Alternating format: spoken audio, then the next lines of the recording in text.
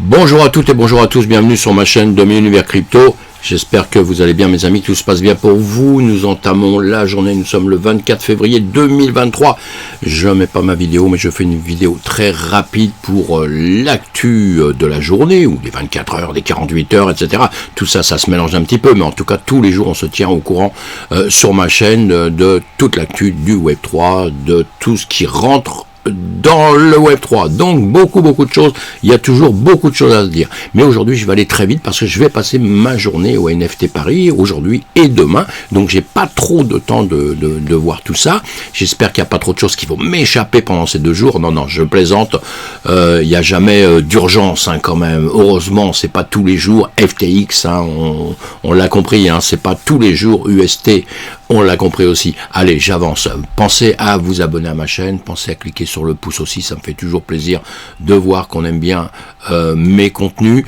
Et on va commencer tout de suite, une fraction de seconde, faut que je me réveille, j'ai du mal un peu. Allez, le BTC 23820, le TH 1640, eux aussi sont un petit peu endormis, je pense en ce moment, un petit peu endormis. Il y aura des annonces sur le marché traditionnel aujourd'hui, différentes petites annonces qui vont jouer, je pense, un peu sur la volatilité sur le marché, ou pas, parce qu'on a peut-être déjà tout pricé, que tout va bien, parce que si on regarde un peu les graphiques, on s'aperçoit que ces jours-ci, bon, il se passe pas quand même grand-chose, des petits mouvements quand même, S&P 500, tout ça, sur le BTC aussi, comme d'habitude, mais en règle générale, il se passe pas grand-chose. Et pour le BTC, je répète encore, on a les 25 000 à aller passer et on a surtout à pas dépasser les 17 500 en dessous. Il y a les 15 500 qu'on a déjà touché, mais bon, si on pouvait rester sur les 20 000, c'est ce qui m'arrangerait, c'est ce que je dis depuis X temps, donc c'est pour ça que je dis que ça m'arrangerait. Maintenant, le marché, s'il fait autrement, en tant que trader, je vais faire autrement, je vais le suivre. C'est pas moi qui décide, c'est lui. Et moi, j'essaie de profiter de toutes les occasions dans ce sens-là. Allez, là, en tout cas, on va parler du reste de notre écosystème. Sinon, on se retrouve le soir sur Twitch pour débattre de tout ça, évidemment. Et la guerre en Ukraine, toujours là, malheureusement. Encore une fois, on en parle tous les jours. J'espère qu'un jour, je vais vous dire, ça y est, c'est terminé, il n'y a plus de guerre en Ukraine. Ce serait extraordinaire. Et je parle pas de ça pour la finance, je parle de ça pour les morts, les familles qui souffrent et tout. Moi, ça me fend le cœur. Allez, j'avance. Notre ami Sam Bankman-Fried, SBF, épinglé pour 12 nouvelles accusations. Allez, la saga continue. C'est chaud, La Réserve fédérale américaine rejette la demande de supervision de la banque Custodia. Ça aussi, c'est un peu chaud. Pour un tas de raisons. Donc, je vous laisse lire tout ça. Si vous ne connaissez pas Custodia, eh bien, c'est ça, une plateforme conforme à la réglementation permettant aux entreprises d'effectuer des transactions sur les actifs numériques et le système financier traditionnel. Et là, en ce moment, ils ont les régulateurs un peu sur le mot, la Réserve fédérale américaine, qui n'en veut pas. On a bien compris pour l'instant qu'il y a beaucoup de soucis dans notre écosystème et qu'on a du mal à nous adopter vraiment à 100%. Allez, on suivra tout ça actuellement. Actuellement, le commerce de détail de la crypto-monnaie est interdit à Hong Kong. L'annonce que la région administrative spéciale de Chine replongeait ses orteils dans la crypto a immédiatement déclenché des réactions haussières de la part des utilisateurs ordinaires et des cadres. Brian Armstrong, PDG de l'échange de crypto-monnaie Coinbase, a écrit « L'Amérique risque de perdre son statut de plaque tournante financière à long terme. Sans réglementation claire et sur la cryptographie et environnement hostile de la part des régulateurs. Le Congrès devrait agir rapidement pour adopter une législation claire. La crypto est ouverte à tout le monde et d'autres sont en tête. L'Union européenne, le Royaume-Uni et maintenant Hong Kong. Donc évidemment que c'est chaud pour tout ça, et nous aussi les Français, on est un peu dans le même bateau, on est à peu près dans le même bateau. Allez, je vous mets les titres de tout ça, vous allez les lire, c'est hyper intéressant. Et Coin Tribune nous dit quoi? Le Canada, nouvelle règle crypto, sale temps pour les stablecoins. On en a déjà parlé du Canada, là, effectivement ça se durcit, les réglementations se durcissent pour les entreprises. C'est chaud en ce moment, c'est chaud. Le 2023 va être chaud au niveau de la réglementation. Les DAO n'ont pas besoin d'être complètement décentralisé. Un article intéressant de CoinDesk, pour ceux qui ne connaissent pas les DAO, tout ça, ça vous donnera des petites idées, et il vous explique pourquoi il y a plusieurs décentralisations, il y a plusieurs centralisations. Il y a la décentralisation qu'on veut avec l'État, avec les banques classiques, avec le monde normal, toujours orienté, dirigé par quelqu'un.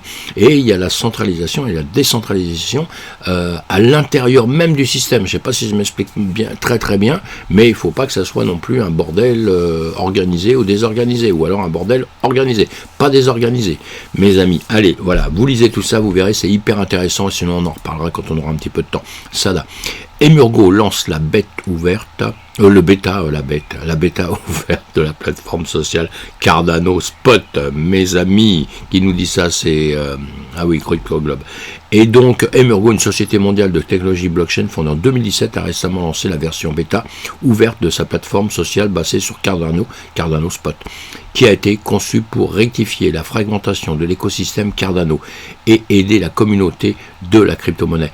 C'est super bien, ça, sur un communiqué de presse récemment publié par Emurgo Media, l'un des partenaires fondateurs de Cardano a publié la version bêta fermée de Cardano Spot et a depuis continué à développer la plateforme en fonction des commentaires et des orientations de la communauté. La plateforme indique le communiqué est désormais ouvert à tous les projets alimentés par Cardano. Voilà, dans le bêta fermé, nous avons travaillé en silence pour créer une plateforme basée sur les commentaires et les orientations de la communauté. Avec la bêta ouverte, nous lançons une foule de nouvelles fonctionnalités et nous ouvrons aux idées et suggestions de toute la communauté. Voilà, à suivre pour ceux qui connaissent déjà très très bien ça, les nouveaux évidemment que vous avez du mal à comprendre. Journal du Coin, la Crypto Queen, alors liquidée par la mafia, la patronne de Ponzi, OneCoin serait décédée. Alors ça c'est pour ceux qui aiment bien les petites news comme ça, allez, j'aime bien ces articles là, Rémi. Donc vous allez lire tout ça. Si la mafia s'en mêle maintenant, mais bien sûr que la mafia s'en mêle. Le fondateur de Blur révèle enfin son vrai visage. Voilà une bonne news. Blur, ça explose en ce moment. Blues, OpenSea, qui va gagner? Ça va être les championnats du monde dans quelques temps. On verra bien qui détiendra le titre, mes amis. Mais là, on vient de découvrir qui est le... Voilà. Jason Rocker, 24 ans, cofondateur de la plateforme Blur. Bon, cofondateur, ça veut dire qu'il y en a deux. Allez, vous allez lire tout ça. J'ai pas trop le temps de rester dessus. On en reparle plus tard, évidemment. NFT Paris, voilà ce qui me prend mon temps aujourd'hui et demain. Donc, les NFT Paris, ça avait bien marché pour la première édition. Il y a une deuxième édition là. Après le succès de la première édition, est réuni près de 1000 personnes à Station F. Les organisateurs du plus grand événement européen dédié aux NFT investissent le Grand Palais éphémère où ils attendent 10 fois plus de monde les 24 et 25 février. Voilà, c'est en ce moment. Il y a eu un article aussi sur Forbes sur le fondateur de NFT Paris, Alexandre Tsidenkov.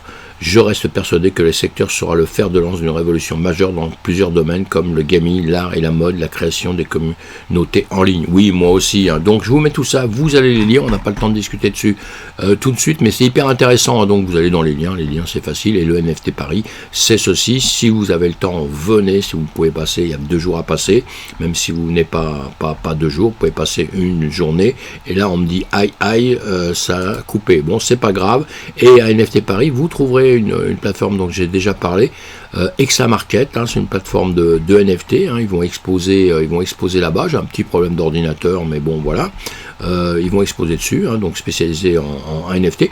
Je fais de la pub, c'est gratos, j'ai aucun lien chez eux ni quoi que ce soit, juste que c'est français, donc j'en parle, pour une fois on va faire de la pub un petit peu à des Français, et ils lancent aujourd'hui, d'ailleurs ils vont lancer, ils lancent on va dire un produit, parce que tout client est un produit d'une manière ou d'une autre, voilà, ils lancent un produit aujourd'hui vers les 15h, donc je vous mets les liens de tout ça, vous regardez ça, vous vous intéressez, et puis moi je vous ferai des petits commentaires sur tout ce qui s'est passé là-bas, de quelle manière ça se déroule, si c'est bien, si c'est pas bien, etc. Je dirais comme d'habitude mon avis, et c'est comme dirait Coluche dans le passé, si vous ne connaissez pas, mon avis, je suis d'accord avec et je le partage. Allez, on arrête pour aujourd'hui, j'ai assez dit de bêtises comme ça, on se retrouve sur une autre vidéo évidemment, pour commenter tout ça et pour continuer nos actus comme d'habitude. On se retrouve sur Twitch le soir pour voir tout ce qu'on désire partager évidemment, et je vous parle de trading quand vous avez envie qu'on parle de trading évidemment. À bientôt, bonne journée mes amis.